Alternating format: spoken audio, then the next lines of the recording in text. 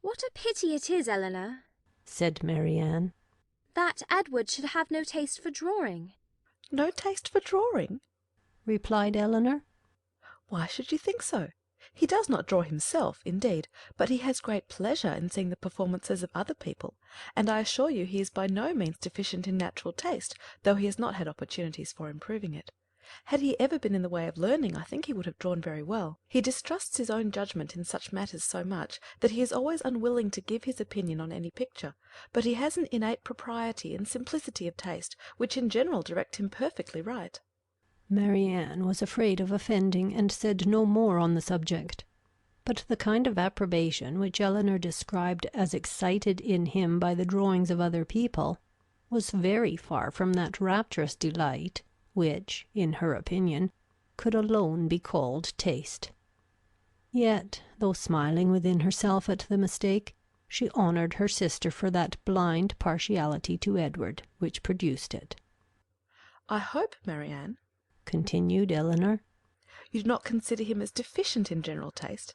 Indeed, I think I may say that you cannot, for your behaviour to him is perfectly cordial, and if that were your opinion, I am sure you could never be civil to him. Marianne hardly knew what to say. She would not wound the feelings of her sister on any account, and yet to say what she did not believe was impossible.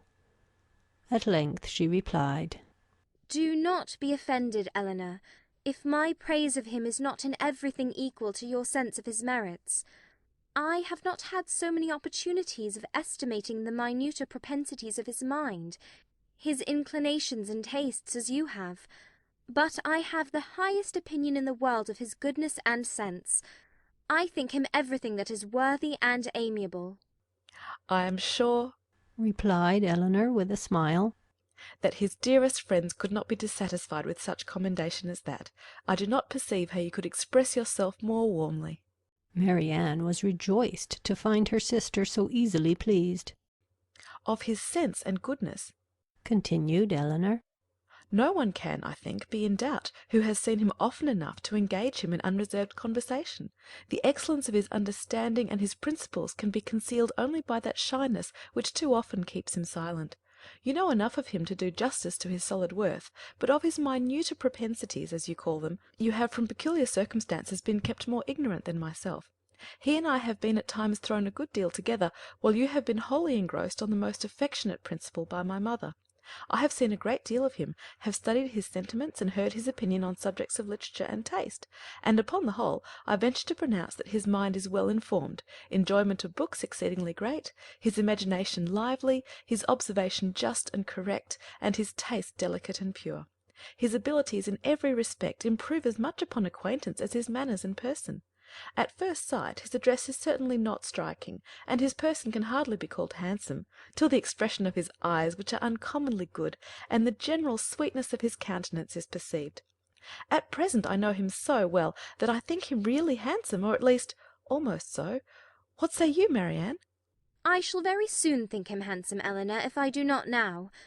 When you tell me to love him as a brother, I shall no more see imperfection in his face than I now do in his heart. Eleanor started at this declaration, and was sorry for the warmth she had been betrayed into in speaking of him. She felt that Edward stood very high in her opinion. She believed the regard to be mutual, but she required greater certainty of it to make Marianne's conviction of their attachment agreeable to her. She knew that what Marianne and her mother conjectured one moment, they believed the next, that with them to wish was to hope, and to hope was to expect. She tried to explain the real state of the case to her sister.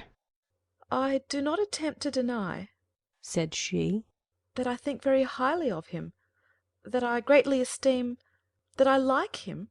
Marianne here burst forth with indignation. Esteem him? Like him? Cold-hearted Eleanor! Oh, worse than cold-hearted! Ashamed of being otherwise! Use those words again, and I will leave the room this moment.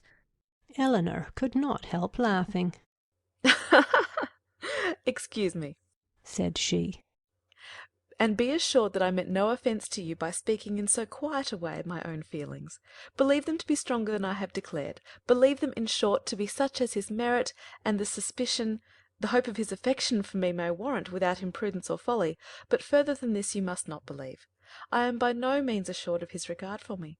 There are moments when the extent of it seems doubtful. Until his sentiments are fully known, you cannot wonder at my wishing to avoid any encouragement of my own partiality, by believing or calling it more than it is. In my heart I feel little, scarcely any doubt of his preference, but there are other points to be considered beside his inclination. He is very far from being independent. What his mother really is we cannot know, but from Fanny's occasional mention of her conduct and opinions we have never been disposed to think her amiable, and I am very much mistaken if Edward is not himself aware that there would be many difficulties in his way if he were to wish to marry a woman who had not either a great fortune or high rank. Marianne was astonished to find how much the imagination of her mother and herself had outstripped the truth. "And you really are not engaged to him?" said she. "Yet it certainly soon will happen. But two advantages will proceed from this delay. I shall not lose you so soon, and Edward will have greater opportunity of improving that natural taste for your favourite pursuit, which must be so indispensably necessary to your future felicity.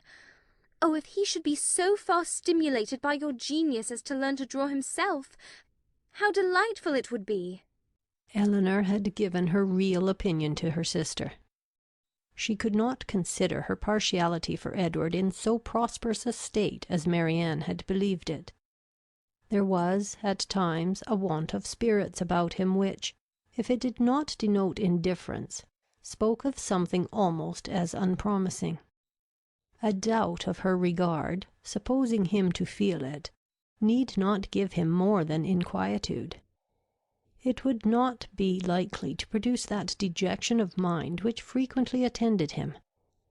A more reasonable cause might be found in the dependent situation which forbade the indulgence of his affection. She knew that his mother neither behaved to him so as to make his home comfortable at present, nor to give him any assurance that he might form a home for himself, without strictly attending to her views for his aggrandizement. With such a knowledge as this, it was impossible for Elinor to feel easy on the subject. She was far from depending on that result of his preference of her, which her mother and sister still considered as certain. Nay, the longer they were together, the more doubtful seemed the nature of his regard, and sometimes, for a few painful minutes, she believed it to be no more than friendship. But whatever might really be its limits, it was enough, when perceived by his sister, to make her uneasy, and at the same time, which was still more common, to make her uncivil. She took the first opportunity of affronting her mother-in-law on the occasion, talking to her so expressively of her brother's great expectations, of Mrs. Ferrars's resolution that both her sons should marry well, and of the danger attending any young woman who attempted to draw him in, that Mrs. Dashwood could neither pretend to be unconscious nor endeavour to be calm. She gave her an answer which marked her contempt, and instantly left the room, resolving that, whatever might be the inconvenience or expense of so sudden a removal, her beloved Elinor should not be exposed another week to such insinuations. In this state of her spirits a letter was delivered to her from the post, which contained a proposal particularly well timed. It was the offer of a small house, on very easy terms, belonging to a relation of her own, a gentleman of consequence and property in Devonshire. The letter was from this gentleman himself, and written in the true spirit of friendly accommodation. He understood that she was in need of a dwelling, and though the house he now offered her was merely a cottage, he assured her that everything should be done to it which she might think necessary, if the situation pleased her.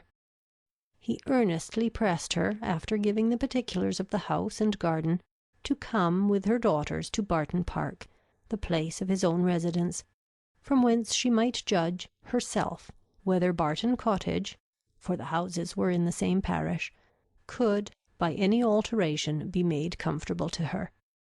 He seemed really anxious to accommodate them, and the whole of his letter was written in so friendly a style as could not fail of giving pleasure to his cousin, more especially at a moment when she was suffering under the cold and unfeeling behaviour of her nearer connections. She needed no time for deliberation or inquiry. Her resolution was formed as she read. The situation of Barton, in a county so far distant from Sussex as Devonshire, which, but a few hours before, would have been a sufficient objection to outweigh every possible advantage belonging to the place, was now its first recommendation. To quit the neighbourhood of Norland was no longer an evil, it was an object of desire. It was a blessing in comparison of the misery of continuing her daughter-in-law's guest, and to remove for ever from that beloved place would be less painful than to inhabit or visit it while such a woman was its mistress. She instantly wrote Sir John Middleton her acknowledgment of his kindness and her acceptance of his proposal, and then hastened to show both letters to her daughters, that she might be secure of their approbation before her answer were sent. Eleanor had always thought it would be more prudent for them to settle at some distance from Norland than immediately amongst their present acquaintance. On that head, therefore, it was not for her to oppose her mother's intention of removing into Devonshire. The house, too, as described by Sir John, was on so simple a scale, and the rent so uncommonly moderate, as to leave her no right of objection on either point, and therefore, though it was not a plan which brought any charm to her fancy, though it was a removal from the vicinity of Norland beyond her wishes, she made no attempt to dissuade her mother from sending a letter of acquiescence.